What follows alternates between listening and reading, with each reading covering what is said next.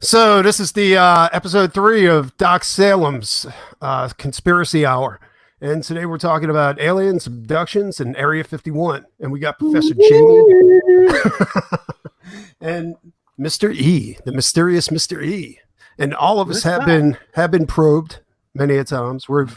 In fact, some would say gang probed, but So Jamie, what you got? What you got for us? Facts and figures? Hold on a second. Yep. I want to address the gang probing. I just want to say, sometimes it's not really probing by aliens. The whole gang environment. Because aliens are proper. They take turns and they use devices. So what sucks is when you're alien, like you get used to one alien and then he jumps over to your neighbor's house. You know what I'm saying? And what's so special about Bob next door anyway? I know, right? Yeah, and you obviously know he's being abducted. Well, they don't call him finger cuffs for nothing.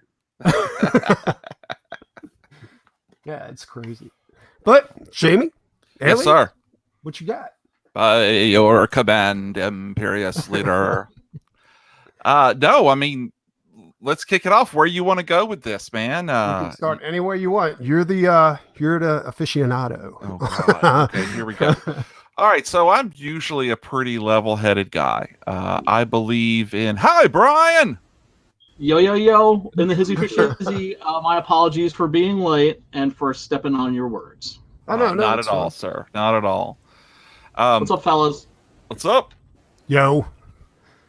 So, normally, I believe the Earth is round. I believe we've been to the moon. I believe dinosaurs turn into fossil fuels. But when it comes to aliens and Area 51, I gotta say, I believe we have been visited. And I believe we're continually visited in different ways. And the only way I can say that I could prove this is the fact that we went along for years and years and years, just on a nice gradual incline of improving technologies and coming up with different, things, and then, hey, baby.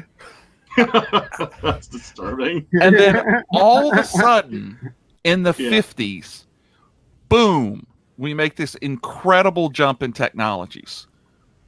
We go supersonic. We've got computers that go from taking up whole wings of a building to within 50 years, we're literally wearing them on our watch like Dick Tracy. Yeah. I have got to believe that something crashed and our guys have been retro engineering it. Well, isn't it a fact that Area 51 is constantly expanding? Like they're always adding more buildings and they're expanding the gates of Area 51? Inside? Or yes. You mean the outside of that it's both actually getting outside more property? and inside. Yes. I don't know about getting more property, but I definitely see or can believe that they're adding more and more stuff. And imagine what we don't see. What's underground. That's what you got to really think about what's going on there. Yeah. What do you think, Brian? Okay, my own personal opinion.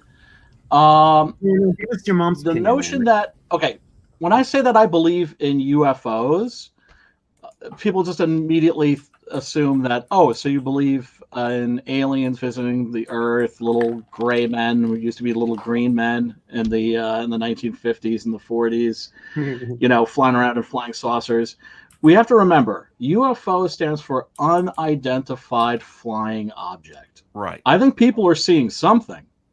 Do I think it's aliens? No, I don't. And the reason that I don't, and mind you, I don't rule out the possibility. I think it's very possible. I just think the odds of when you look at the size of time and space, the odds of two sentient races from opposite ends of the galaxy running into each other is incredibly remote. And I think it's like I guess I would compare it to, imagine the Earth is suddenly depopulated, and you drop one guy in China and you drop one guy in Arkansas. What are the odds of the two of them ever running into each other? Slim and none. But mind you, sometimes Slim does win the day. That's so right. I don't. Yeah. So as for Area 51, what's going on there? I have no idea. I think that in the 1950s, you had a lot of German, frankly, Nazi rocket scientists that were developing technology for the United States and for the Russians. There was that rush to get the German rocket scientists at the end of World War II. And when you look at like the Russian space program and the American space program, all those scientists were Germans that had been working for the Nazis. Don't forget, the Third Reich, the Wehrmacht, the Luftwaffe had jets. They had jet technology. They had Messerschmitts that could, break the sound barrier. Fortunately, they didn't have the manufacturing base to mass produce these aircraft. But these were aircraft that were way beyond anything that anybody else was flying at the time. I see and what we you're know saying. that So they actually crashed in the 30s in Germany first.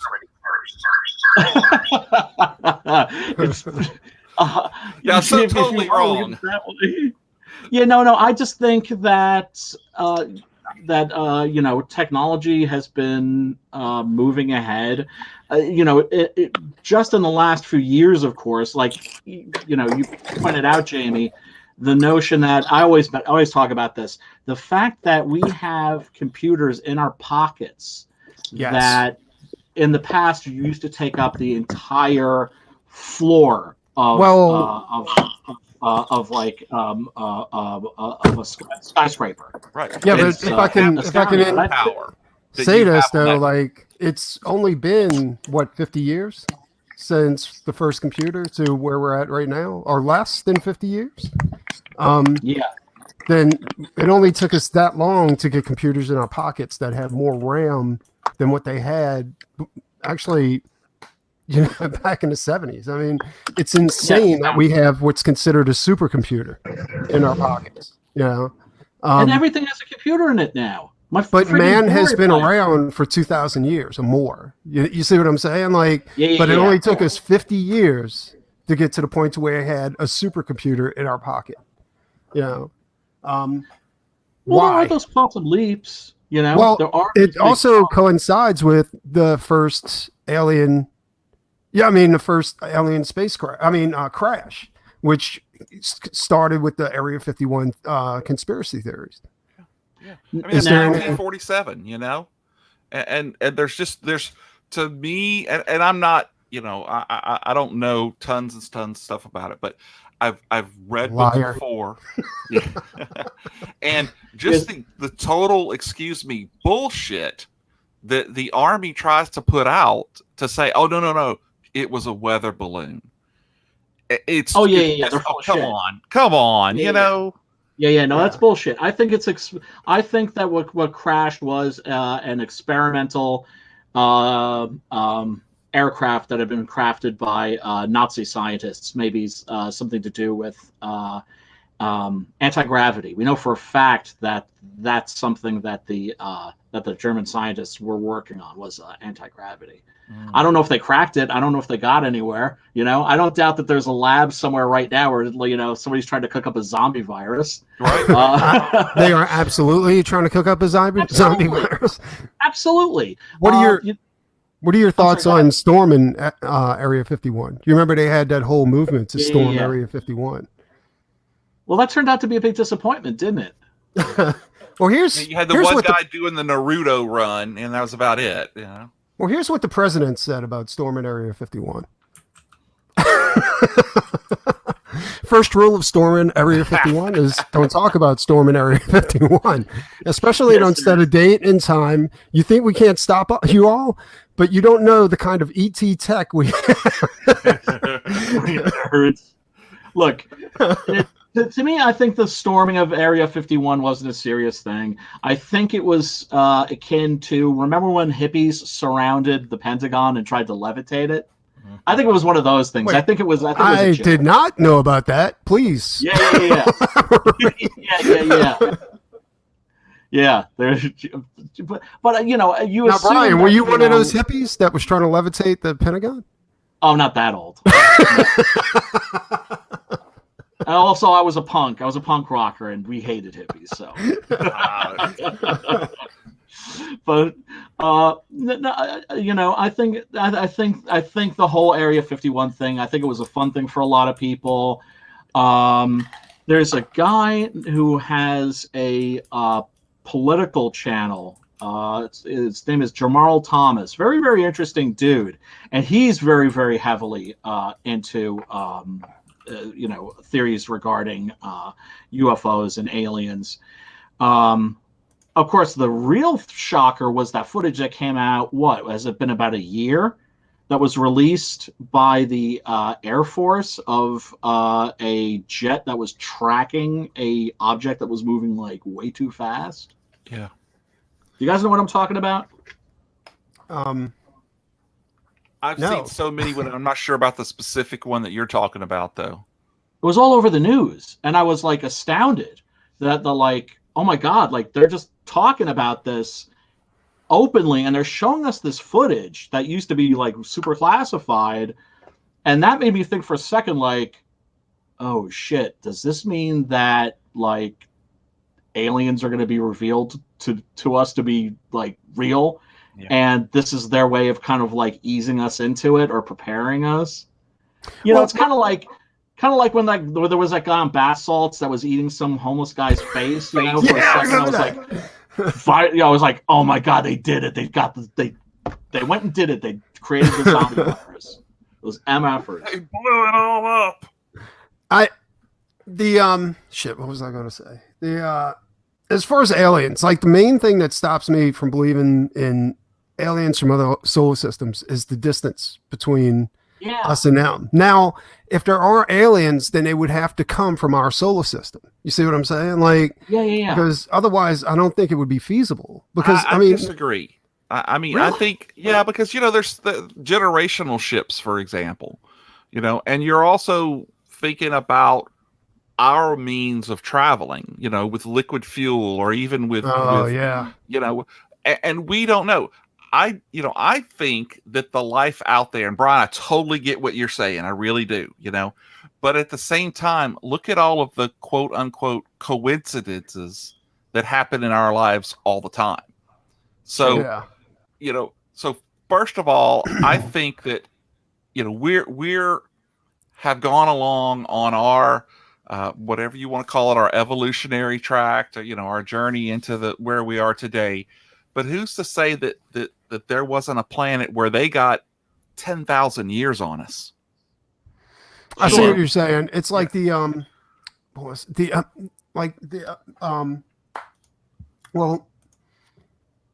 God, brain is shutting off today.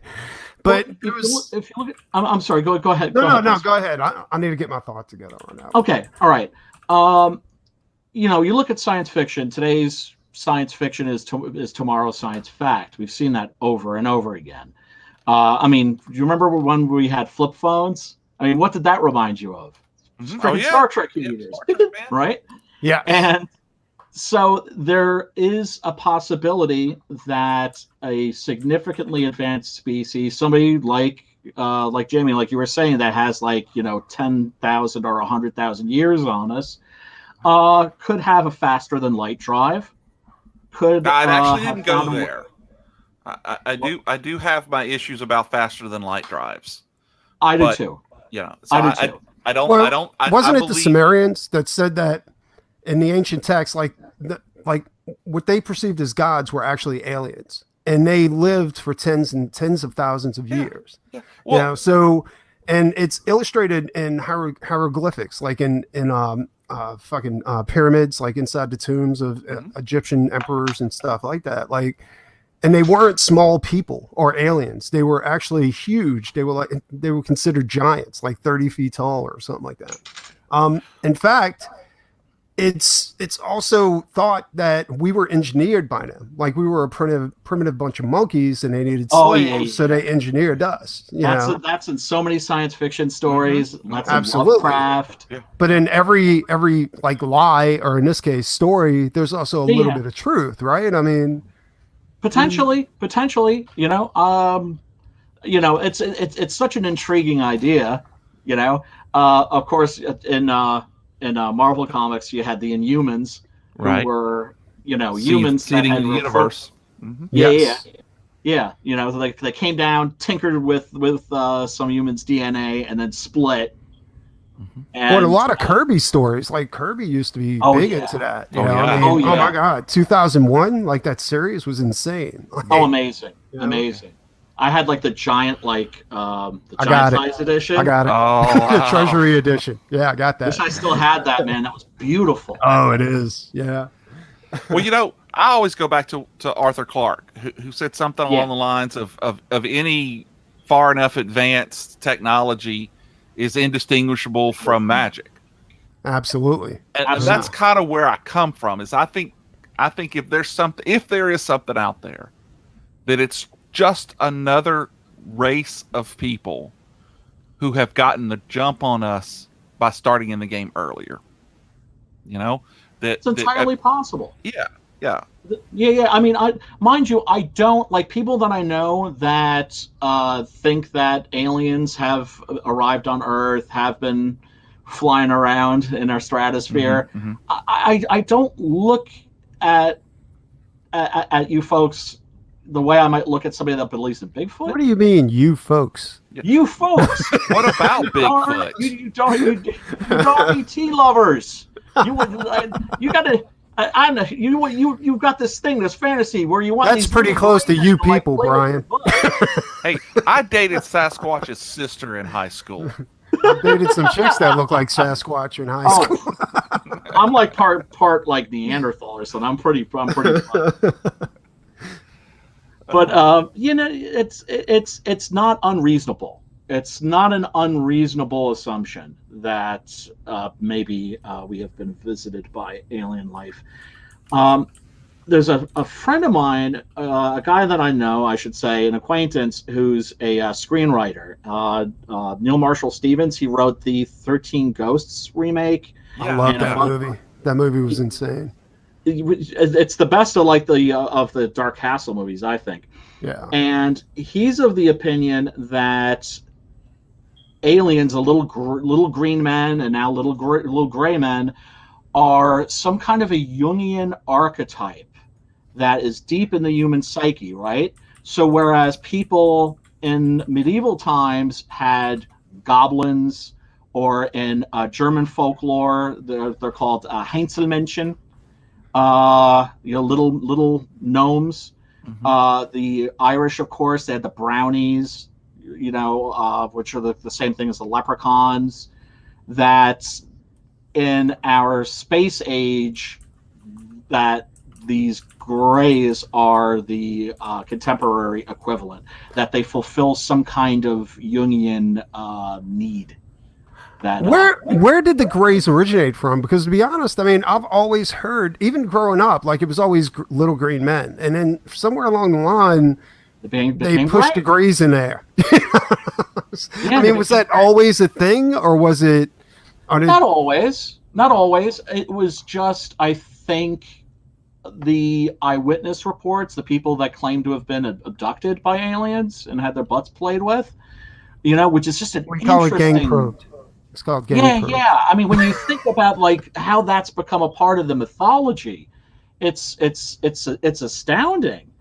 There's something going on there. I don't know. I don't pretend to know what it is. I also think, as I said, that people are seeing something. But with the grays, that's actually a really good question, because I didn't come from the movies. It didn't come from. Absolutely, that's what I'm saying. Like, it's Yeah, crazy. you know, it's a very good question. So I don't Now, know let me where ask you another.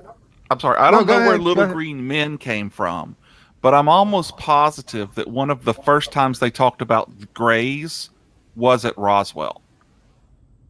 So That's wow. entirely possible. yeah, Okay. I'm not sure. Now, I do have to say, you know, back in the 90s, when I went to a Star Trek convention here in town, and there was a guy there named Donald Schmidt who had a book called The UFO Crash at Roswell. And I remember sitting and listening to his talk, and he said he and the other guy wasn't there, that they had done all of this research, and they ended up coming up with 100 more people who now say that they witnessed it, but were told to keep quiet. And I just had to throw that in there. I just remembered That's that. very interesting. Like I believe in ghosts.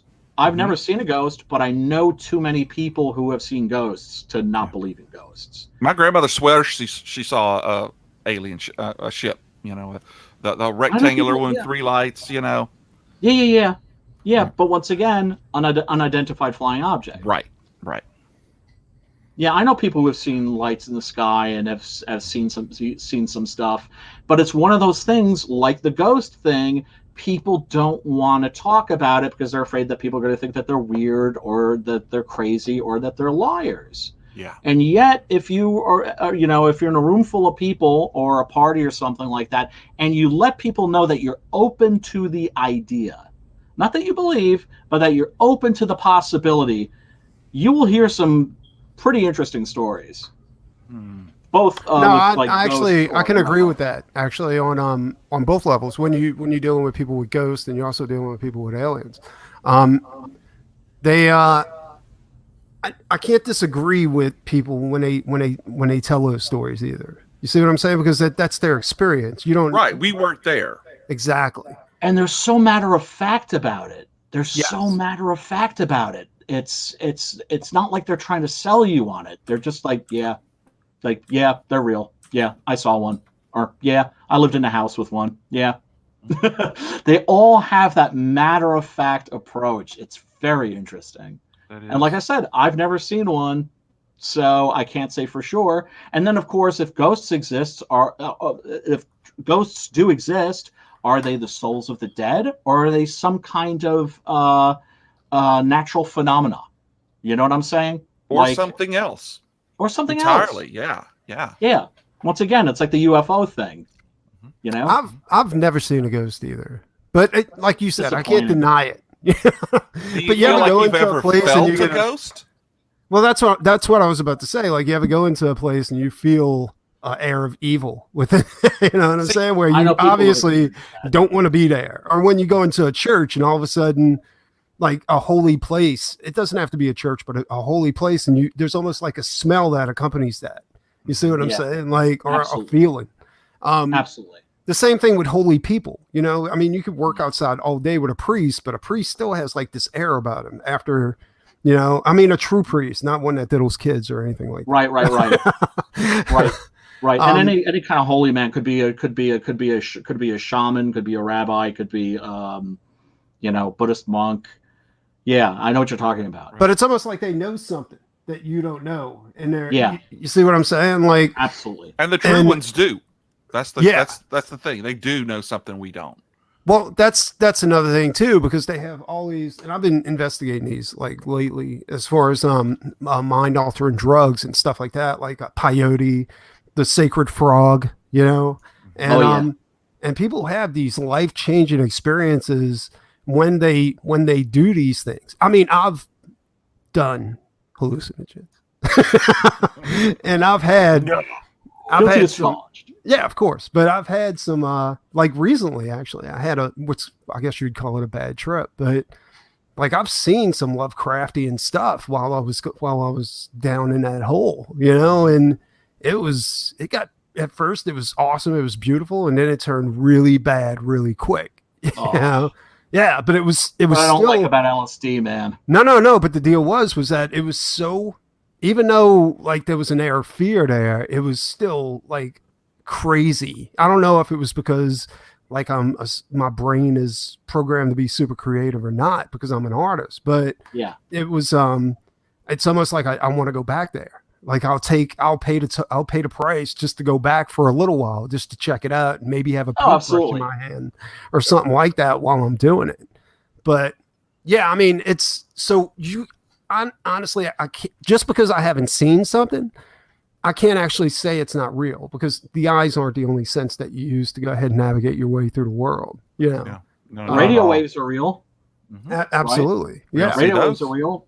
You can't see them. Magnetic fields Yeah. are real. Plus, Oxygen. Can't see them. if you were to go back to the medieval times and you brought a laser. Hell, you just brought a flashlight. Yeah, exactly. I mean, what would you be considered? So fast, man. Either that or you're Merlin. You know what I'm saying? Oh man, you'd be a crispy critter. Absolutely. I mean, you bring an M16 and you're a king. Yeah, yeah, absolutely. But it's crazy, and yeah, no, I totally agree. You can't. And honestly, I mean, if you think about it, like I like to think about different things. Like, okay, so do aliens exist? Well, maybe. You know what I'm saying? And it's kind of like this too. Like if you look at like the last show we did was on the Mandela effect. So the Mandela effect is people like to explain. Well, there's a theory going around it's caused by CERN. CERN destroyed the universe, and we crossed over into a neighboring universe. You know, and that's why there's all the Mandela effect exists. Is because there's all these slight little changes that only the most receptive of us are noticing, you know, like Pikachu's tail or the Monopoly guy doesn't have a monocle. You see what I'm just these little tiny things. Something's off, but you're not quite sure what exactly. it is. And a lot of people feel the same way about the exact same thing. Exactly. But the theory goes, like, as far as multiverses, is that every decision you make creates a different multiverse because it could have went the other way. What if you went ahead and you said yes instead of no, or you took that left turn instead of a right turn? You see what I'm saying? So, ever since 9/11, like I feel like I've been living in a Philip K. Dick novel. Or well, now think about J.G. it like Ballard. this. Think about it. Let's go back. Let's go back way back, right? Like the dawn of man. What if we didn't? What if genetically we never like developed the way we develop now? What if we look completely different? Like maybe little green men, a little gray men, and that's they advanced a lot quicker than us, and they're crossing over into this universe. Or Star Trek from brought another that up dimension in. into ours. Go ahead. What's that? I was going to say Star Trek brought that up in the finale. All Good Things. Really? Yeah, they get back to the dawn of man, where the first proteins are about to connect together and start down the. You know what I'm talking about. Yeah. Did they have a little bump? Yeah. And then it didn't happen because of something going on. You know, but you're exactly right. I mean, it's such a lottery windfall that we're here. But I think we're thinking one dimensional, like you were saying. Like we're thinking in terms of liquid fuel when we're talking about navigating space. What if the path to this planet isn't really through space? What if it's through dimensional gateways or something like that? Yeah, you see what I'm saying? Like, right. Exactly. Like folding space in Dune. Yeah. Yes. Right? Yeah. Exactly. Or something that we haven't even thought of. Yeah, exactly. You know, I mean, you go back. I love the retro future 1950s sci-fi novels. Oh, they're wonderful, aren't they? Yeah, Heinlein and Asimov. Yeah. So you read that now, and it's like how amazing that they got some stuff dead nuts on. Absolutely. And some stuff it's laughable. But but they were thinking of stuff that nobody else thought of. So Preston, same way. I mean, hell, who knows? They could be. Yeah, well, I mean that like Gene Roddenberry. You know what I'm saying? Like everything in Star Trek almost exists today, with the exception of the Enterprise. But I think a lot of that has to do, and remember, the first space shuttle was called the Enterprise. It was, but they're also working on a transporter right now. They're actually transporting data right now in laboratories. They're able to transfer data, like microscopic atoms that are programmed with, I don't know exactly how to explain it, but I read this article last week and it was amazing. And they're able to move it from one part of a lab to another and then reread it. And it's the exact same thing. Now, Oh my God. it's like atomic size, maybe even subatomic. But No, I heard the same thing. Yeah, absolutely. And That's it's a amazing. trip. Yeah, exactly. That's what I'm saying. But they called it. You see what I'm saying? Like Gene Roddenberry called it. He's like, Yeah. Oh, we could do a whole show on what Star Trek got right. I mean, now they got a hand laser where you can just point at you. I mean, of course, you popping balloons and burning through paper and shit like that. But I mean, dude, phaser, come on. Give them 10 more years. Well, And it's a hand phaser. Like that's what it is. I mean, it's crazy. I mean, you can't, but you also can't discount how much technology has come from science fiction, has come from Star Correct. Trek. People are like, Absolutely. you know what? How cool would it be if we had that? Let's try and make it. That's why, after the Iron Man movie, the first one came out, the military was like, we got to do that. They've never read Starship Troopers, I guess, with the mobile infantry armor. It's just like, right? But once Iron Man came out, that they're working on it, that they're trying. It's the same thing. Oh, they already have they have battle suits. Yeah, they have they have I can't remember where I've seen it, but they were publishing like I was looking up exoskeletons on YouTube. Yeah. And they have I think they even call it the Iron Man armor for the military, and it's an exoskeleton with armor. They can lift like 2 or 3 times their body weight or something like that. Like it's crazy, dude. See, I mean, yes, they can't fly, but I haven't seen the whole suits, but I've seen the ones that they wear, and it goes like behind their legs and behind their arms, and it lets them walk for miles and miles and miles. And they look how far they came with prosthetics. Oh, exactly. I mean, now you can get, if you lose your arm, you can literally get an arm that works exactly like your old arm. It's just, you just have to, and it works off of the nerve endings that you use for your arm, and you have to teach it and all this kind of stuff, and it gets used to you, and finally, it's just like, I was watching this one guy, right? And he was upgrading his arm because his arm was like, he had all these glitches. Like sometimes it would just start twirling. His hand would just start twirling. That must be interesting at parties. Well, he was trying to build a duplicate of himself out of prosthetics. So during that time, exactly. And it was horrifying. Like the end result, it was crazy. But every part of the human body they have a prosthetic for. Like your ankles, they worked it out to where, like the guy who developed the ankle thing, like the company, he has 2 artificial ankles. Like he had his like shins cut off, and he's got 2 artificial, and they work. No, you cannot tell the difference between his artificial ankles and your ankles. You know what I'm saying? Amazing. But the military has the shit. Of course. Yeah. Which got all the breaks good my toys. heart, because I think to myself, all this technology is going to be used mainly for killing, right? Yes. Military application and pornography. That's where pretty much. Virtual reality, of course. and robotics. Yes. I just find it amusing how like women are like really freaking out over like the fear of being replaced by like a dude. from Blade Runner.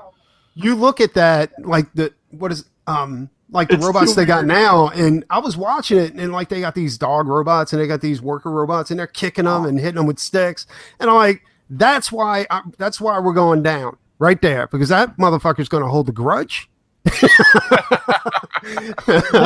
maybe and the AI is going to come back on us, and it's over with. If artificial intelligence keeps advancing the way Elon Musk says that it's advancing, well, you actually feel sorry for the robot. You're watching him getting kicked while he's trying to pick up a box. You're like, just dude, let him pick up the box. What are you doing? I mean, I don't know if you read Creepy magazine. Love it. Yeah, War magazines. Absolutely. That was my shit when I was a kid. Oh, of course. How many of those stories were about killer robots post-apocalypse, where like all the humans are gone, but these like killer robots are still running around? Yes. Yeah. Tons of them. And now I see these like robots that can walk upstairs. I'm just like, oh. Well, man, they had some crazy person put up a public service warning about drones, right? Because they have mother drones now where they let loose all these smaller drones from the mother drone.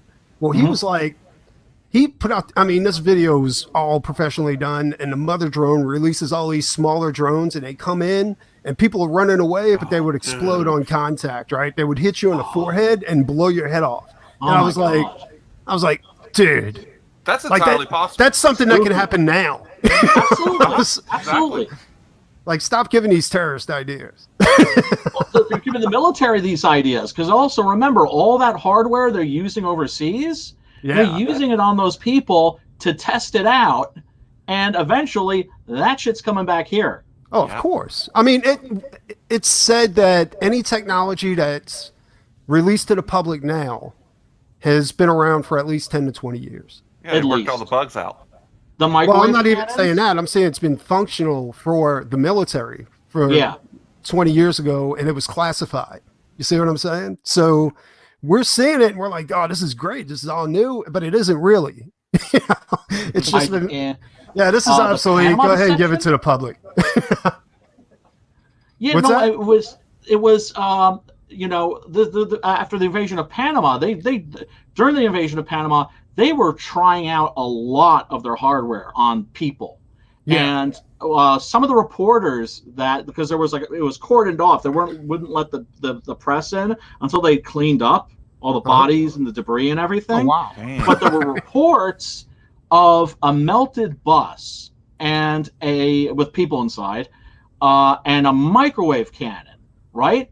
Fast forward about 20 years, and there's a microwave cannon that's being used for crowd control in Iraq. Yes. I've seen that. Yeah, they were doing on Future Weapons on the Discovery Channel. Yeah. They had that microwave cannon, and it would heat you up from the inside, like it would cook you from the inside.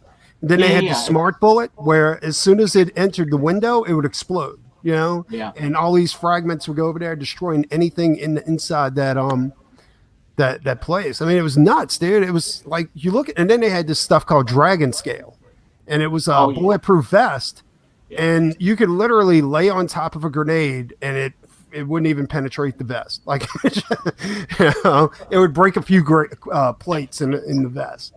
I mean, it was nuts. And a lot of this, I was talking to somebody, I was doing a motorcycle for somebody that worked for a company that was developing weapons for the military, right? Yeah. And so I was asking him, I was like, what about this Dragon Scale stuff? He was like, I wish they'd release that to our men. No shit. You know? And I was like, no shit. Yeah, like it wasn't even in service. These were all experimental weapons that they were playing Too with. expensive. Yeah. Too expensive. You know, if you give, like, everybody in the infantry that kind of body armor, too expensive. It's just cheaper just to keep throwing bodies on the fire. Right. You know, it's sad, but you're absolutely right. Like, it's all about the mighty dollar rather than trying to save a person's life. And as much as I snap on hippies, I am very, very, very, dirty hippie. very, very anti-war. Especially war, you know, preemptive war, and you know, I mean, look, something like exoskeletons. You think to yourself, that kind of technology, my God, think about people who are paralyzed, right? Yeah. They'll be able to just, like, put this on and go for a jog. Can you imagine in the morning? Can you imagine how that would change people's lives? No, that's what I'm saying. Like, I mean, they have technology now for paraplegics where they can tap your spine and just go. They don't even have to. You don't even have to have wires. I mean, it's the same technology they're using for prosthetics, where it's just kind of sensors, you know, that you put on the skin, and it taps into the to the nerve ending, and they're supposedly they can do that if you have a spinal injury, you know, but they're not implementing it. And that's the saddest part about it. It's like, what good is it to have this type of technology when you're not actually using it to benefit the people out there? Are they doing like your boy, where he bought up the malaria pill or whatever it was, you know? And he's like, well, this pill was $5, now it's $150. Yep, that's crazy. Yeah, it's in the wrong hands. Is that Mr. E? Yeah, can you hear me now? I can hear you now. Hey, what's up, Drew? Thank you for joining us. Yeah, man, I've been listening in pretty much this whole time. I just, for some reason, I think it's because I clicked the link from Twitter, and so it opened up through the Twitter profile. So you guys, so then the audio wasn't working, and I was like talking back with you guys, and then I realized maybe they can't hear me. Yeah, we're just ignoring you. Oh man, Jamie's it's like, that hey, dude that'd be again. fun. Let's ignore Mr. E and see what happens. We wouldn't do you like that, Drew. We wouldn't do you. Well, I at least I was keeping up with the stories, man. I mean, it's been some fun stuff. So, yeah, no, What are your thoughts? the thoughts, I think there are a couple of things I tried to interject on. I doubt you guys heard was Area 51. I don't know if you guys have ever been outside of Area 51, but I actually went there once, on a whim with some friends when we were all like in our early 20s and really stupid, and got greeted by a Jeep and several rifles. Whoa, really? Yeah. Oh yeah. No, they don't want you there. Yo. They don't play. You go up on the fence. You go near the fence, like within walking distance. I mean, like a couple of steps from the fence, and they will come out to greet you, and they will encourage you to leave. By gunpoint. So it's still an active military installation. Yes. Well, that's the word. I mean, it's still actively guarded by heavily armed army individuals. Yes, I believe they're army. Dudes with guns. Yes. I can't say, but they don't have I don't remember seeing U.S. Army or anything like that, but they were green camouflage, and definitely military trained. So, that is crazy. Well, I mean, you're not actually. I don't think you're the first person to say that though. Like, there were they had interviews on alien abduction show on Discovery Channel where they were saying the same thing. Like, you can't even approach the outer gates of Area 51 without being hassled and told to get lost. I think even Jesse Ventura tried to go out there when he was the governor. Yeah. And for his show, his conspiracy show, and they told him to get lost. They're like, we don't care who you are. It's like, leave now. How dare they treat the body? I know, right? The body. He and Arnold should have go back up there. Seriously, sort them out. I've heard some crazy rumors of people who've actually got over the fence, which is supposedly, when I looked at the fence, that would be, I mean, it's razor wire. Good luck. You know what I mean? You're but supposedly people have gotten through or over the fence and then disappeared, gone. Oh man. Get out. Yeah, Well, that's rumors.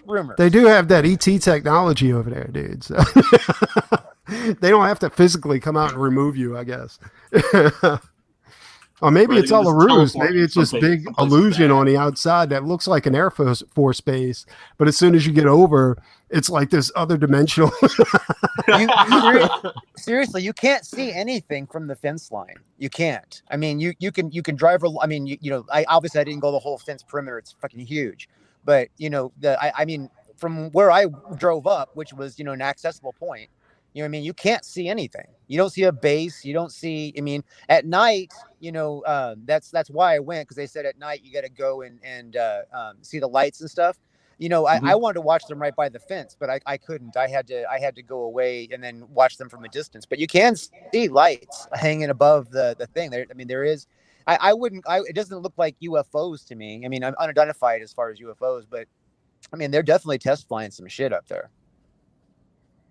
Oh, I don't doubt it. You look at the few pictures that are still out there, high level satellite photos.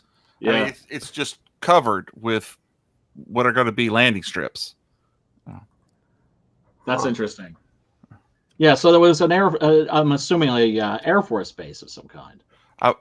I would guess so too. I think all I've ever seen was a military base.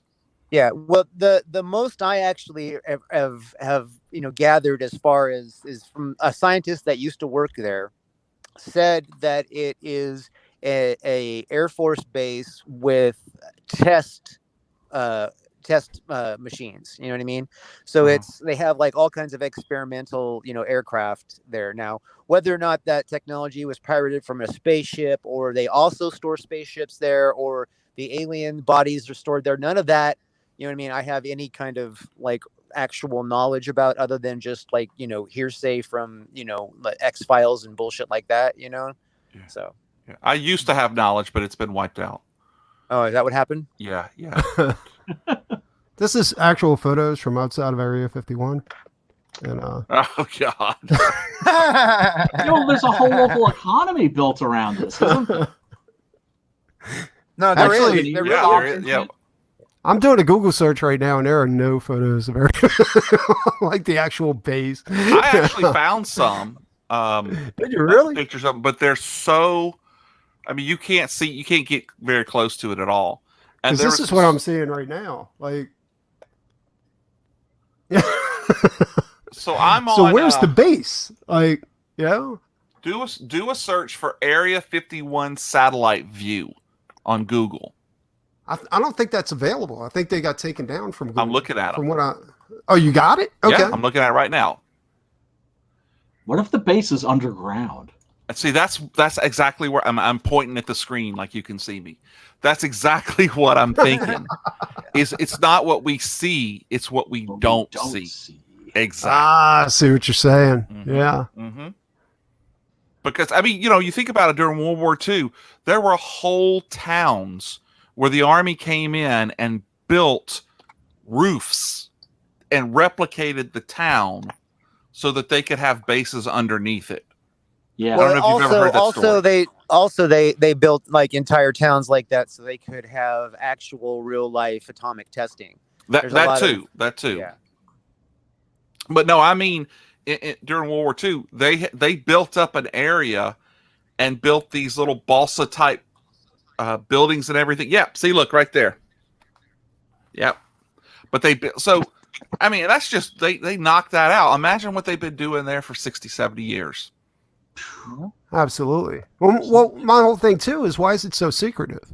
If there's nothing in there and there's nothing to see, and it's just an Air Force base, I mean, only. Well, there's obviously top secret projects there, stuff going on that's top secret. You know what I mean? And I mean, it's like, and you're not even supposed to fly over an Air Force base. Like there's a Navy base here, just like near where I live.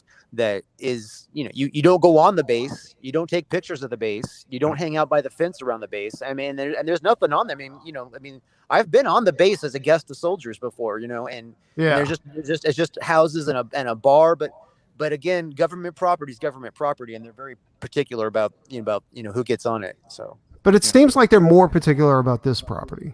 But that property. That property is, there's definitely something going on there, or it is like really, really, really good subterfuge. You know what I mean? Like there's something going on somewhere else, but everybody's looking there instead. Oh, that's good. Like, hey, don't forget about Area 51. Yeah. No, I think you're right, because why would you keep the most top secret stuff at one of the most well-known bases? Yeah. Well, just to keep you wondering. Yeah. That is so crazy, but you're absolutely right. It's like they don't mess around when it comes to the psyops, man. No. I often wonder like what'll happen if like our government collapsed and all this shit that's out there. I mean, is it going to be like corporations snap it up and it becomes like private technology? Or is it going to be like, oh, that's just garbage now because we can't do anything with it if the government's not funded anymore? Well, I'm more concerned about the diseases they're developing. That's true. Yeah. Because from what I heard, like some of that stuff, I mean, it's like if they crack a vial, they wipe out a state. You know what I'm saying? I mean, it's done, and there's no cure. There's nothing. You're dead. That's it. There's some parts of the country I'm worried about the diseases they're developing, but they're not government. They're just people doing things that are developing diseases. I mean, just Jesus, man. It's like The Stand all over again. Captain Trips. Captain Trips. Well, like I was saying before about the zombie virus. There's a book. It was turned into a movie. I read the book. I didn't see the movie, called The Men Who Stare at Goats. I've seen that. I think I did see that. Yeah, Clooney's in it, I believe. Yeah, George Clooney. Yeah. The author of that said that basically, if the military gets even a rumor that the Red Chinese or the Russians or whoever else, but specifically they're worried about the Chinese, if they get so much as a rumor that they're working on something, they start work on it immediately. No way. Holy Yeah. crap. So if there's a rumor that like they were fooling around with ESP for a while, I think during the 60s or the 70s, that was because they had gotten a rumor that the Chinese were experimenting with it. They still have those programs. Our government still has those programs for experimenting with extrasensory perception, telekinesis. Oh that sure, kind of stuff. I don't doubt it. I don't Hey doubt guys, it. I'm gonna have to head out. I'm picking somebody up. I'm ready to roll now. So All right. Take it Cool. easy, You Drew. take it Good easy. seeing you, man. Good having you. talk to you guys later. Peace. Drive safe. They used to do they used to like play with what was it? It was auto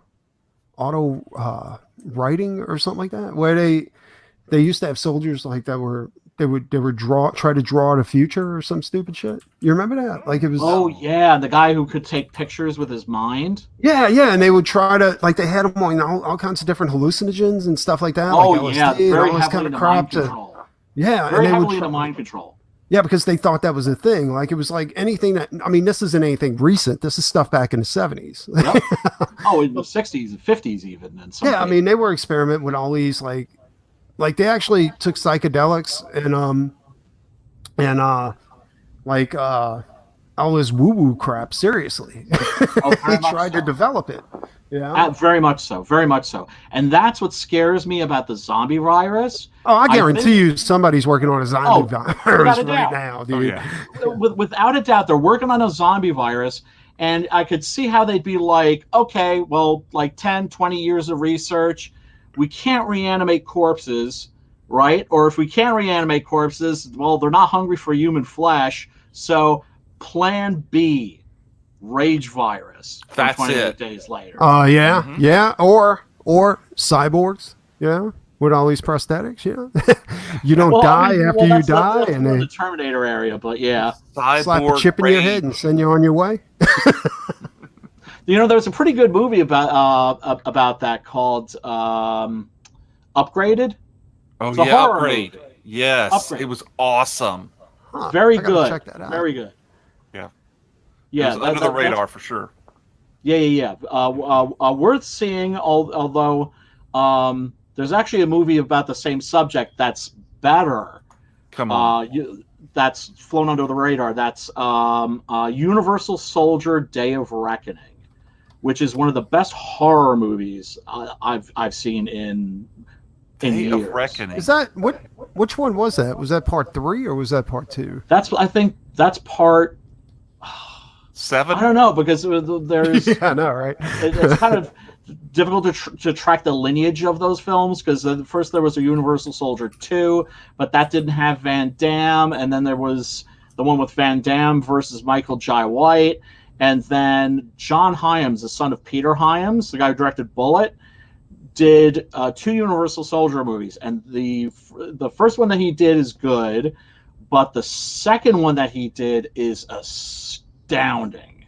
I mean, like completely unexpected. It's just a straight out balls out horror movie. Very, very good. If I'm not I'm probably gonna mistaken, do a video about it at some point. That's the one you're talking about where it basically is a direct sequel to the first movie. And they like Yes. Yeah, I've heard of that and never seen it. I think it has Van Damme and Dolph Lundgren in it again. It does. It does. Did you guys Scott ever- Adkins. Did you guys ever see a movie called Screamers? Yes. Yes, based on the Philip K. Dick story, my Second God. Variety. Yeah, but it starred the guy from RoboCop, Peter Weller, I think it Yep. was. And Yep. my God, dude, like that's how I used to always see our military in the film. You know, where the machines, they would use the machines as soldiers, you know, and the machines would use our body parts as lubricant. Yeah. If there's any science fiction author that got shit right, it's Philip K. Dick. Yes. Yeah. Back in the day, it was all about Heinlein and Asimov, but who turned out to be right about almost everything? Dicks. It was him. Yeah. We're not he was going to have these grand spaceships that are going to be exploring space. Instead, the technology is going to be like little drones and things like, with spiders with cameras are just creeping around and But that's watching what kinda you how, do. Or like, there was another scientist, I can't remember his name, but he had the same theory. In fact, he had a different theory. His theory was we would all upload to a main server, right? And when it was time for us to die, we would just upload, and then we would populate the universe with all these drones and stuff like that, and we'd be able to explore the universe with them. that's an interesting idea. Yeah, So- and everybody called him crazy, and they told him that he had a God complex, because he was even talking about like even doing that to people that were long dead, because he said some of their memories would still be there, because he Oh yeah, the potentially main thing dangerous was memories. the main thing was that he missed his father. You see, so his main thing was he wanted to bring his father back to life, and he that's was beautiful. friends with William Shatner. But the guy was an actual scientist, and there was people in government that were they were actively trying to put a stop to him. That's interesting. There's a Yeah. Black Mirror episode about that, actually. Really? Excellent. Yeah, That's where awesome. people, when they die, have an option like, do you just want to Oh, die? I or do you wanna remember have that one. Yeah. Right? Yeah. And of course, that brings up the same question that any science fiction about robots always brings up, which is the soul. Exactly. You know, do we have one? And what is it? What is it? And is what we think of as ourselves our soul, or is that just what's just imprinted on our brains? Well, that was Yeah. the whole thing about cloning too, is that people thought that if you cloned somebody, that it wasn't real because they never had a soul, and that's I think The Frankenstein monster issue too, isn't it? absolutely. And one of the main, I think, like the reason why we've been like technically stagnant as far as like technology and stuff like that is because of the religious right. Yes. I think if you did come along like with that 100 years ago about cloning, I think you'd be fucking put to death immediately. Oh, yeah. Heresy. And that's technology, Yeah. once again, that could be used to great good. I mean, when it was drove me crazy about Star Trek The Next Generation, poor Geordi, man. The guy is blind, and the best they have warp technology faster They than have light data. drive. They've got data. They've got teleportation machines, and they can't grow. And Jordy gets glasses.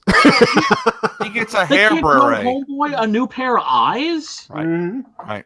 Absolutely. Right? Because in the future, it would if technology keeps going the way that it's going, you lose your car, you lose your legs in a car accident, and people are gonna be like, "Oh, brother, that's really rough, man. It's gonna take us like 2 weeks to grow you a new pair." If you think about it, like Star Trek had to have cloning because there wasn't anybody missing limbs on Star Trek.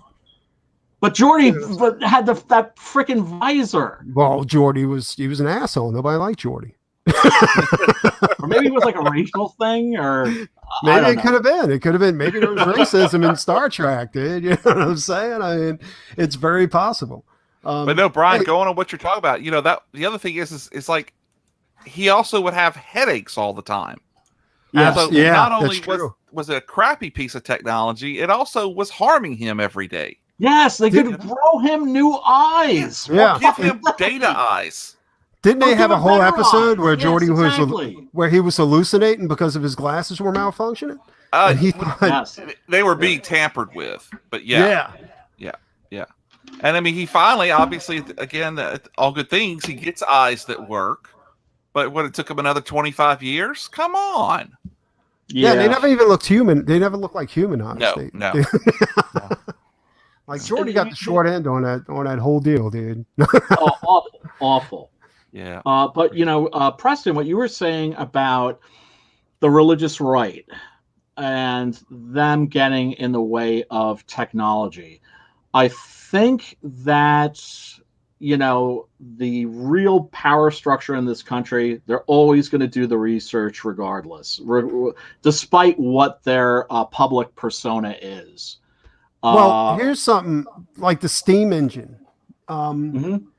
When they first came out and they were laying down tracks and they were, they had the, locomotives and all this kind of stuff. The religious preachers and all this kind of stuff, like churches, were preaching against it because they were like, if God intended man to go faster than 30 miles per hour, he would have made us go 30 miles That's per an hour. excellent point. That's a, And, yeah. Are those the Luddites? I think it was the Baptists the Luddites were and in England. Catholics that were saying stuff like, and it was crazy. I was like, that's nuts. But It's insane. it's almost like they don't want change. You know what I'm saying? Because Of change course, means of the end course. of their power. I mean, the whole Yeah, thing and it's about the Catholics scary. was that the reason why priests wasn't meant to marry, weren't allowed to marry, was because they didn't want any of their property or financial personal finances going to their heirs. They wanted it going Exactly. right back into the church. That's how the Absolutely. church became the richest entity in the world. You know. Oh yeah, biggest racket in the world, without Yes. a doubt. Without a doubt. No, not to diss my Catholic brothers and sisters, but yeah. It's, Well, truth is truth. It doesn't. I Truth mean, is you can truth. believe whatever you want, but Oh yeah, dude. I keeps it real. I'm a Christian. At the same time, am I going to deny the Crusades? Am I going to deny the Spanish Inquisition? Am I going to deny? No one expects the Spanish Inquisition. Nobody expects the Spanish Yeah. Inquisition. now was that driven by alien intervention?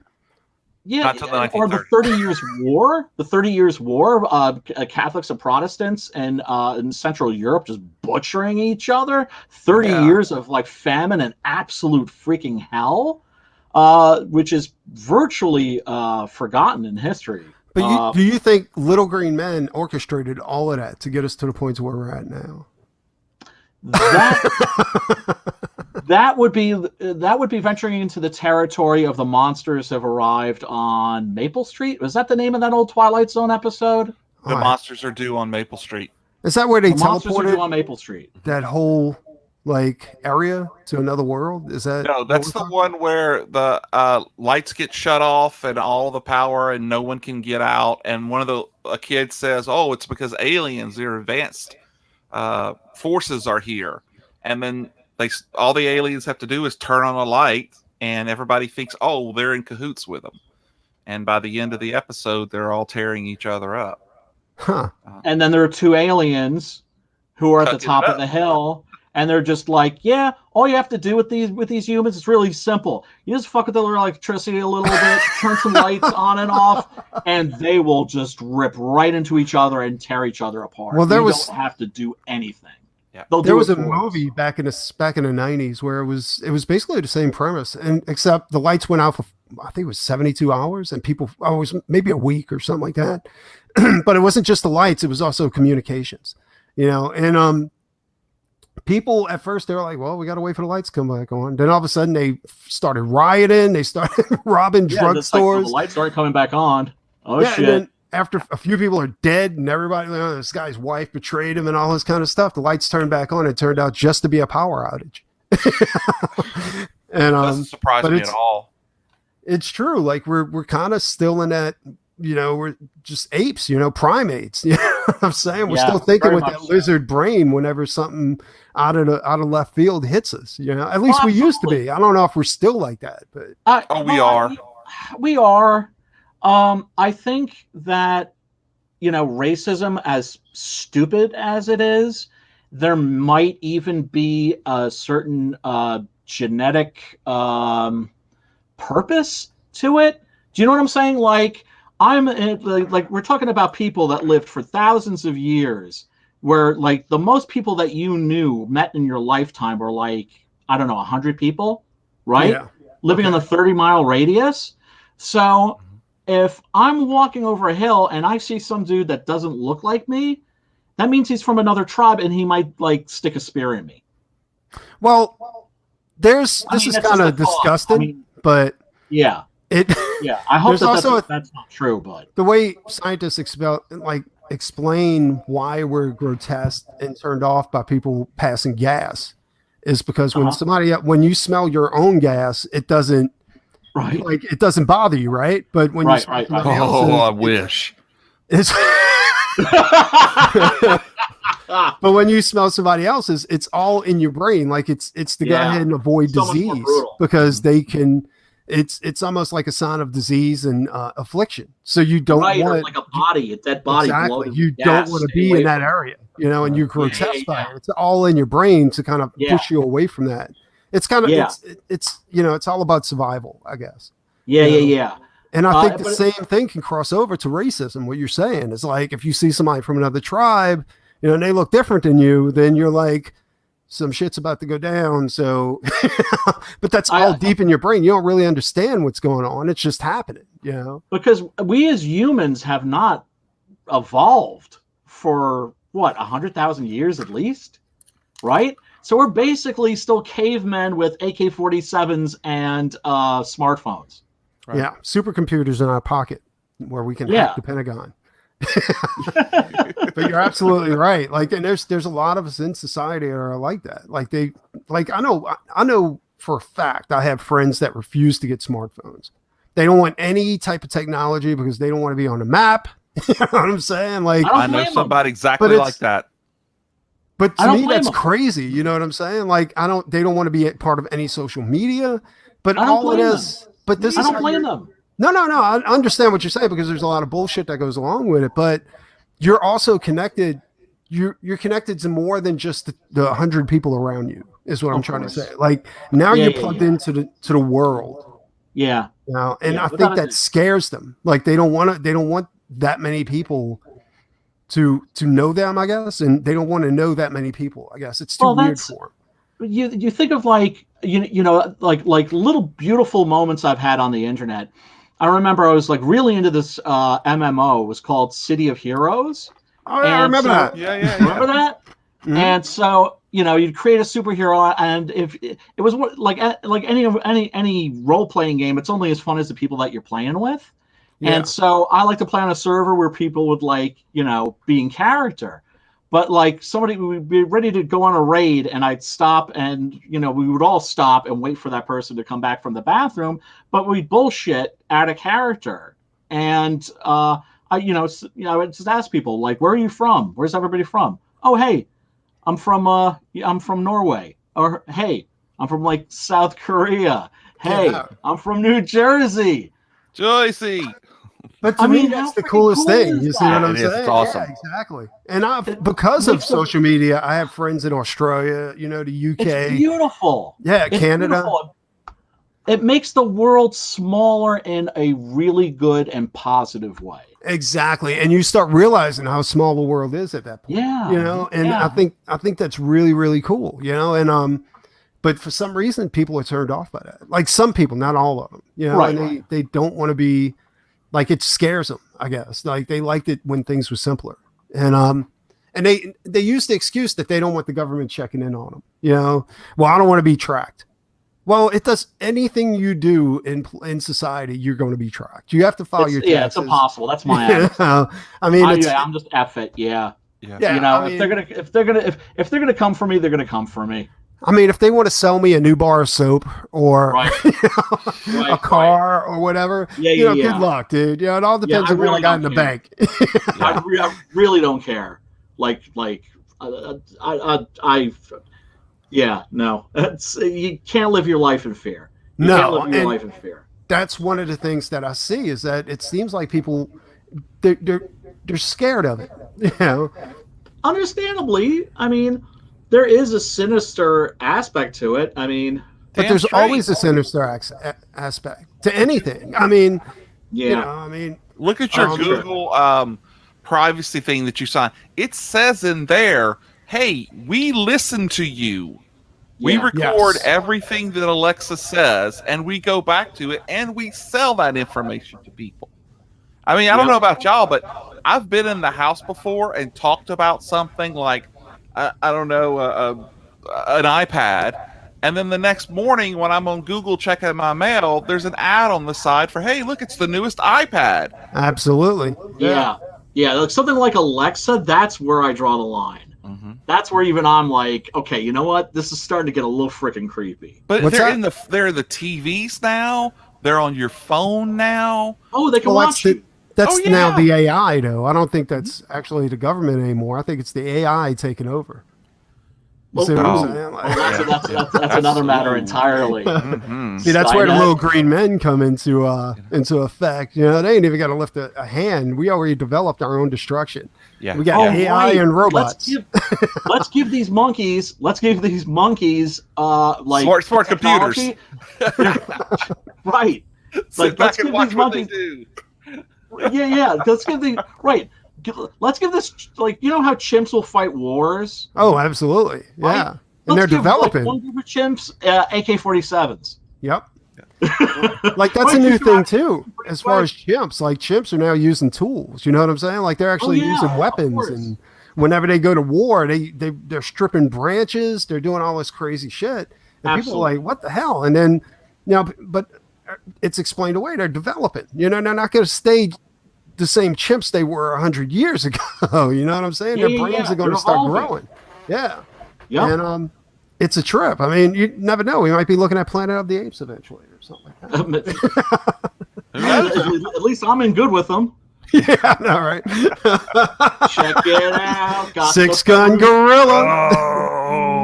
Oh. It unfortunately didn't put anything on the spine, but they're good at Greco. Hey Brian, send me a link to 6-gun gorilla. Is that still active? Is it still Oh no, I ended that. Oh, you ended it? So yeah. But I'm going to relaunch in February with issue number 7, and of course, people are going to be able to buy the trade paperback again. Okay, all right. No, I was going to give you a quick advertisement with 6-gun gorilla, and yeah, no worries. I'm looking forward to Doc Salem, man. Looking forward to Doc Salem, and then there's also and Rockabilly Road Trip, baby. Rockabilly Road Trip. That looks. I can't wait for that, man. That's like so me. Well, this is the pre-campaign for Rockabilly Road Trip. Thanks for asking. Signed up. And well, here's the video. Let's see if we can play it real quick. Hopefully, everybody will be able to hear it. It's so cool, man. It's so cool. Can everybody hear that pretty good? No.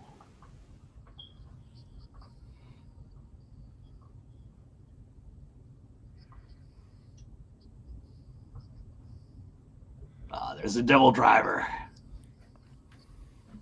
Oh, mama. Patches.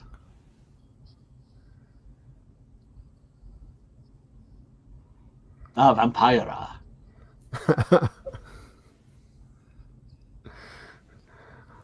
I just want to add the theme song was done by the Vulture Club in the UK. Oh man, they hooked you up right. Yeah. Beautiful black and white art. It really jumps out. Yeah, it does. I love black and white. I wanted to do 6-gun as a black and white comic, but I love black and white too, actually. That's why I decided not to have the original black and whites colored. I was like, good on you. Yeah, I wanted to preserve it because in the original Evil Ernie comics, when they released it as a trade paperback, they just released it as a trade paperback of the original black and whites. And I thought that was the coolest thing because that's how it was originally presented to the buyers. And so even though we do have the newest issue, which is in full color, the From Dust Till Yarn, and that there's controversy about that too, because when it was first released, we were supposed to be published by a well-known publisher, but they backed out because of the political overtones of the book. Really, it wasn't intentional. It was really something stupid. It was Micritis. Micritis is a fake disease that the people in Mississippi made up back in the day to explain away menopause. And they would, like, that's what they say. Oh, she's got the Micritis. We've got to put her down. But what if that were actually real? Yeah, exactly. Well, that's where we found it. It's all part of urban legends of different states. And so they decided not to publish it because the backlash would have been too great. So we let it sit around for a little while and we finally decided to launch it. Yeah. I went on and did Doc Salem in the meantime, and that's going to be relaunching too. So sign up for Rockabilly Road Trip. Go ahead and put your name down and get ready for some special perks whenever you do. But that's coming to an end on February 15th. So do it now or you're going to miss out. You snooze, you lose. Absolutely. And Jamie, really looking forward to that, man. No, me too. I mean, the book's fantastic. Like, I really like it, and it's some. I hired a fantastic colorist on it. Good. It's hard to find a good colorist. Yeah, especially when you're anal like I am. Oh, dude, the guy who does the colors for the covers, for 6-gun. This dude's named Derek Dow. He's unfucking freaking believable. I showed Kanan his cover, colored by this guy. It blew his mind. Yeah, that's what I'm saying. No, I love your colors in Six Gun. Like I've seen some of the pages you put up. Actually, I have the digital file. I read it, and it's really good. Like the colors are nice. Everything's really good, and it captures that Old West type of feel too.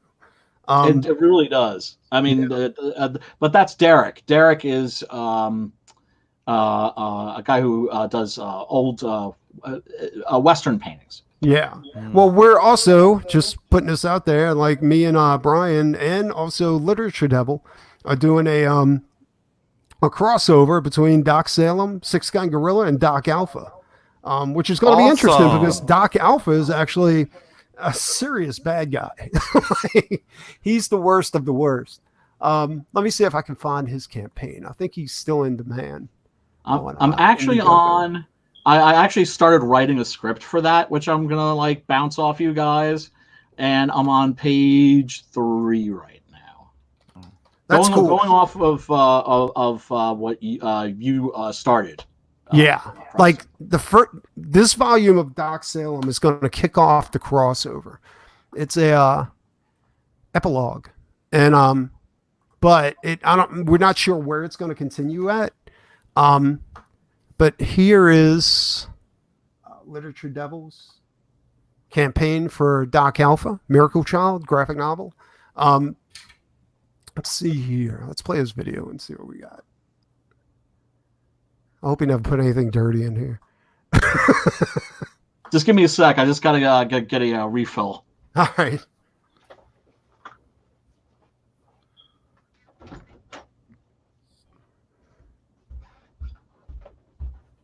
He's underground.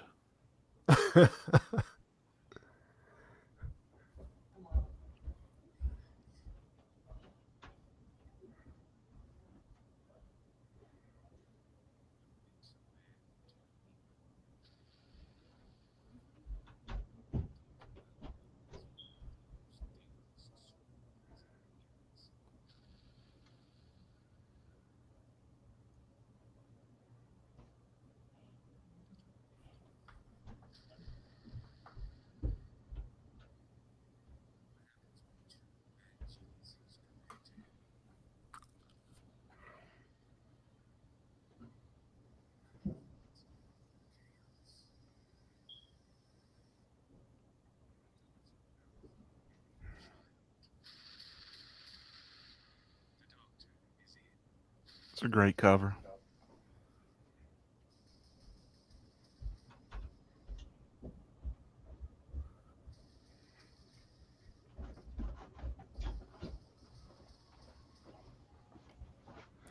That was pretty fucking amazing. Actually, I can't believe he put that much work into that intro. I thought my intro was badass. Here's what's really weird. I'm writing his character right now in that script, and he still hasn't sent me his script. I got a script. I'll see if it's okay if I forward it on to you. It's actually it's really, really good. I like it. Cool. Doc Alpha's he's a pretty badass villain in there. Like Literature Devil's really good at that kind of stuff. Also, you guys should really check out Literature Devil's channel. He's fantastic. He does so like he really does some high editing on his videos. Like there's a lot of production that goes into it. I especially love the one that he did on the difference between Western storytelling and Asian storytelling. Oh yeah. I've seen that. And also what I like the most about his videos is that he does a fair account of both. Like he doesn't take sides too much. No, not at all. What he did with when he did the SJW books compared to Comicsgate. You know what I'm saying? And he actually came out and he said that he liked the characters in what book was that? It was one of the SJW books. Like he was like, I really like this book, but the Comicsgate book was better. It was because even though the story might have been a little bit better in the SJW book, the Comicsgate book was better because they actually had a hero's journey in that, where they didn't in the SJW's book. Like the SJW book didn't have. It was like everything was given to the hero. There was no. Well, they don't believe in heroes. There wasn't no, torturous journey or anything like that. No, they haven't read their Joseph Campbell. Yeah. And, there's like, I'm sorry, go ahead. No, go ahead. No, it's fine. Yeah, no, when it comes to writing, not that I'm like any great authority, but I've been doing it for like 30 years. And, most books about writing are pretty useless, but the ones I always recommend are Joseph Campbell's Hero of a Thousand Faces and Aristotle's Poetics. I think if you read those, you're good. Yeah. And if you want to break the rules, that's fine. But before you break the rules, you have to learn the rules. You look at early Pablo Picasso, right? Yeah. Guy was a proper painter. He, studied the classics, mastered all these standard techniques, and then went his own way. Well, absolutely. But my influence as far as writing goes is Dragonlance novels and Forgotten Realm. Oh, those are cool. Those are cool. R.A. Salvatore. That's totally fine. Well, more Margaret Wise and okay. And did you ever read the Legend of Huma?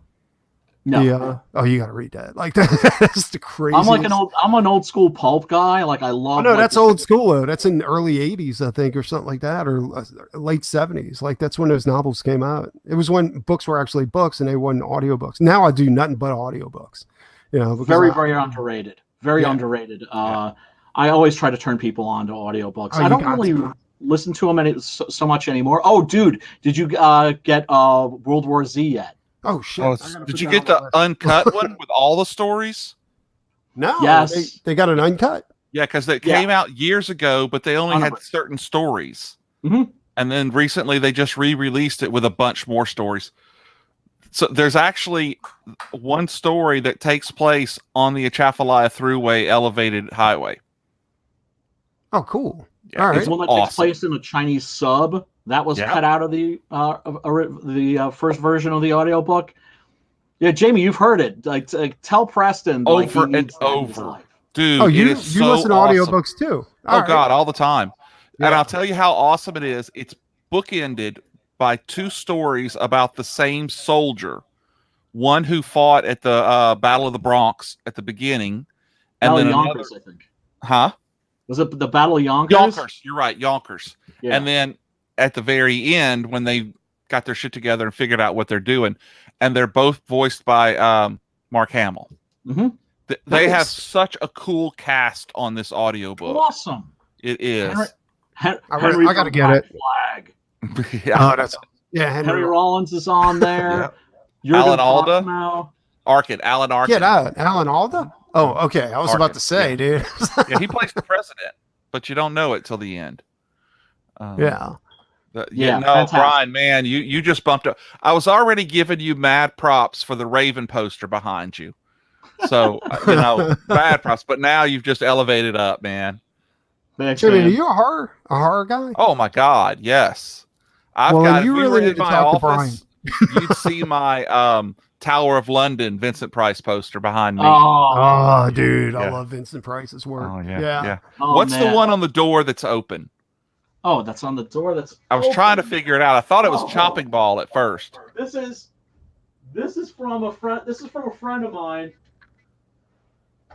It's Night Train to Terror. Oh shit! Oh, now you know that is authentic, because nobody in their right mind would print like a replica of a Night Train to Terror poster. Is that Conan's sword on your wall? Yes. It's the Atlantean sword. Oh, that's awesome, dude. God, I'm you a got sword much stuff. collector. I got a ton of shit too. Like I used to have a huge sword collection, but I sold it because I needed money. Yeah. Hey. Why you sell things? So that worked out good.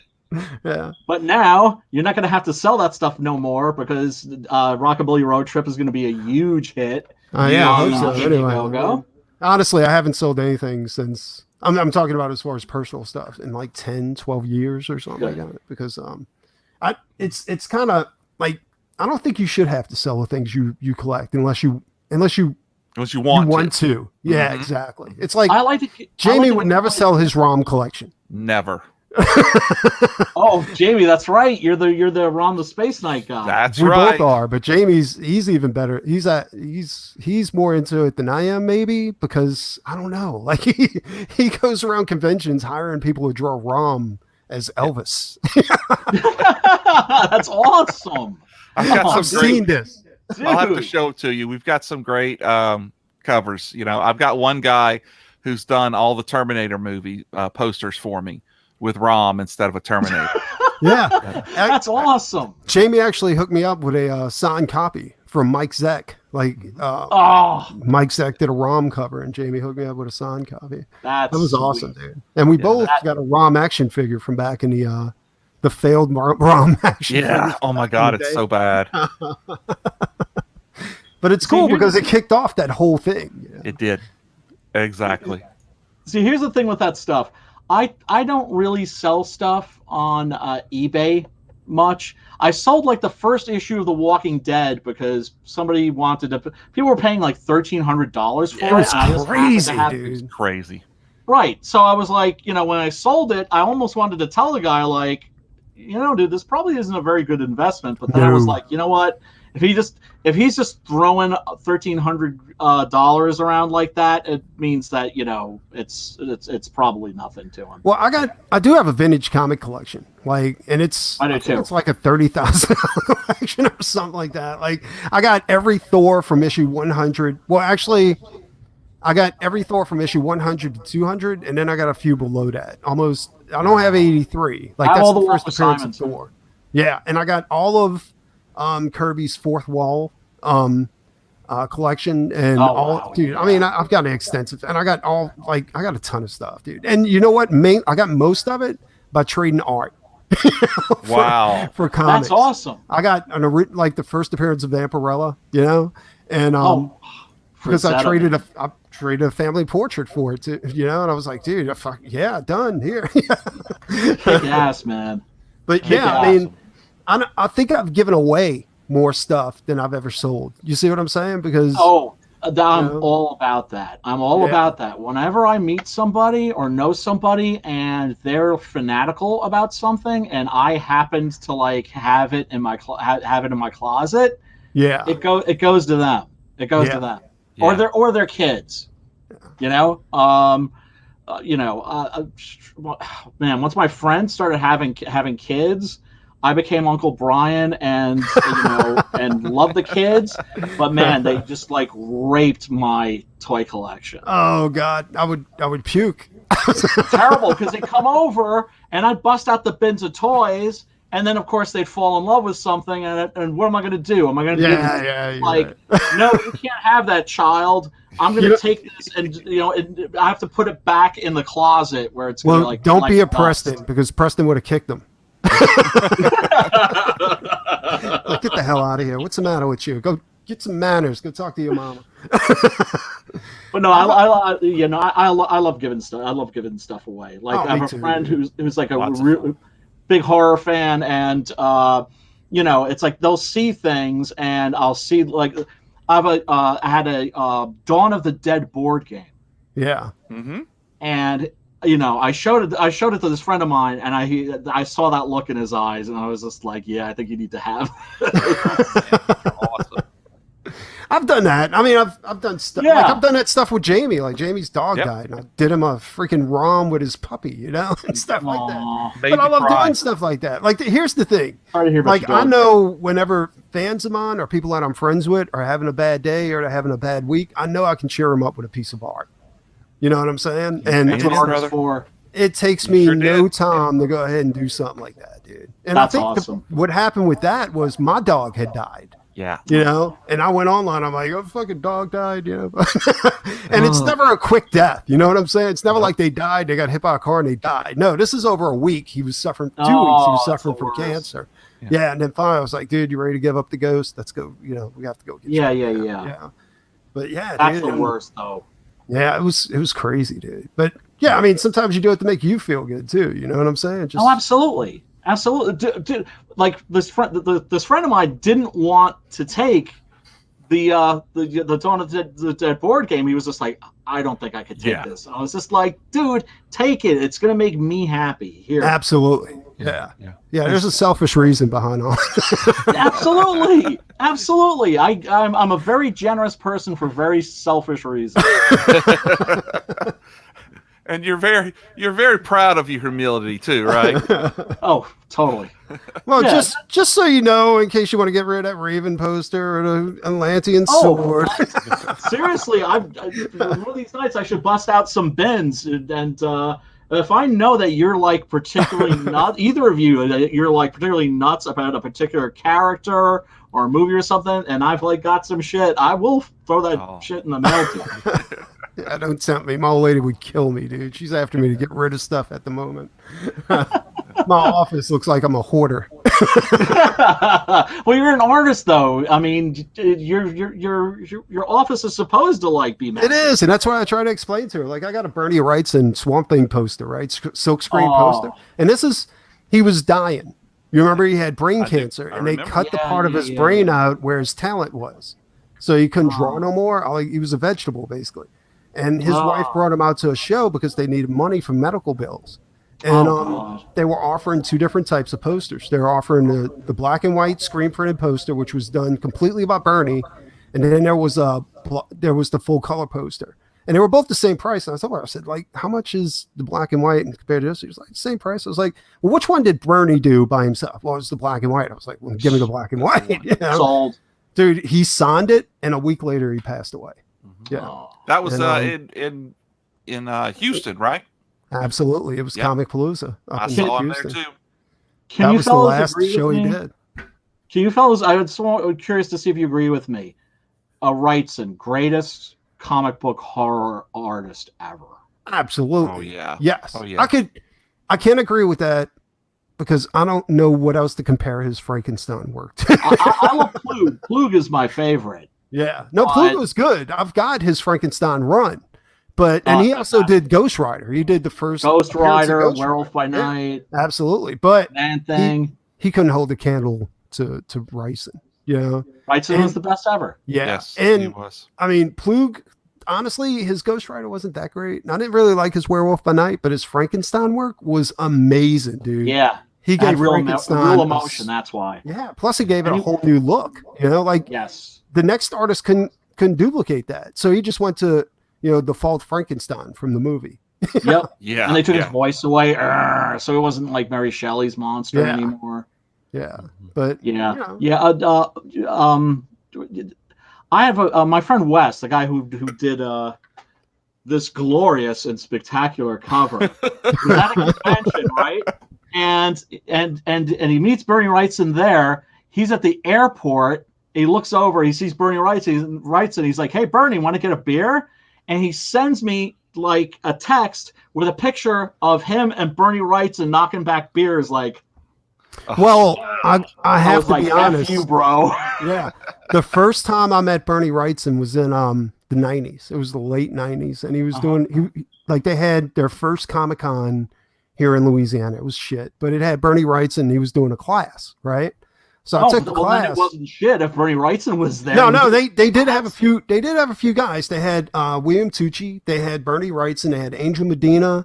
They had John Byrne, and that's where I just got John Byrne completely humiliated me in front of the whole show. He really is a dick, isn't he? Oh, he was like, you suck. Your anatomy sucks. Now get out of here, boy.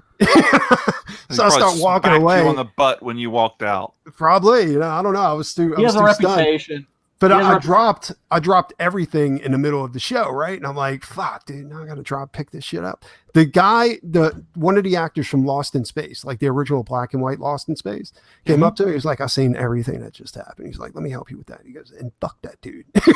Yes. He goes, Billy Mummy? Yeah. He goes, do you know how many people told me that as an actor before I got lost in space? He's like, fuck that. Hell dude. yeah. He goes, go keep practicing. But anyway, I took a class with Bernie Wrightson, and it was him and somebody else, and he was the most bitter person I've ever met. Like, it was him and Angel Medina.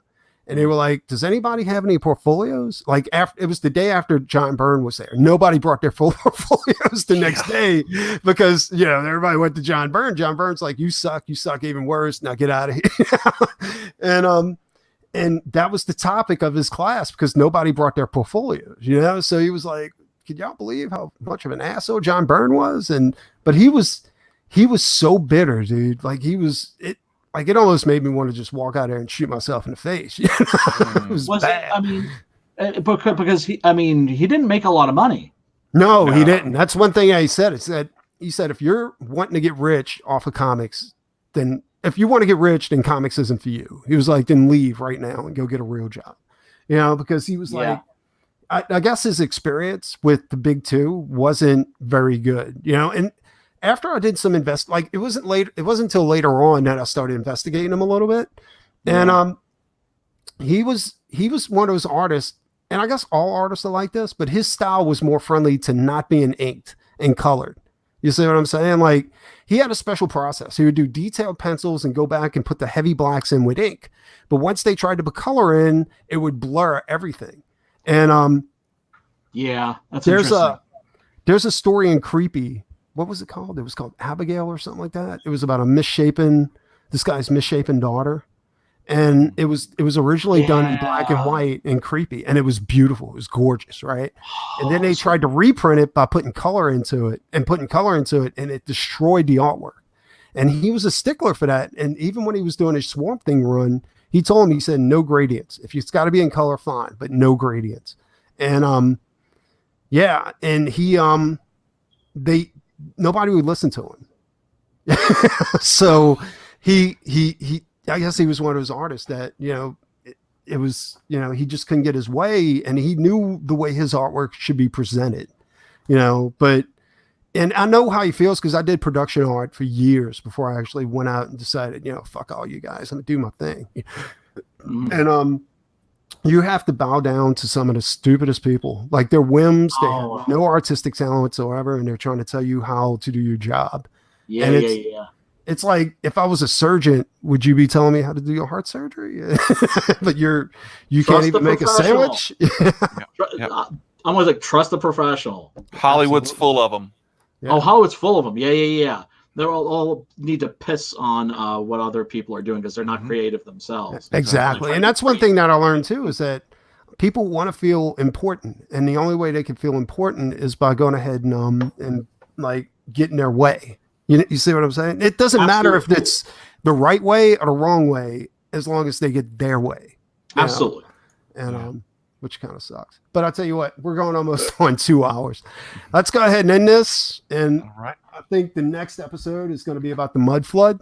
If anybody's interested in getting involved in it. Mud flood? What's the mud flood? Do your research, dude. I will.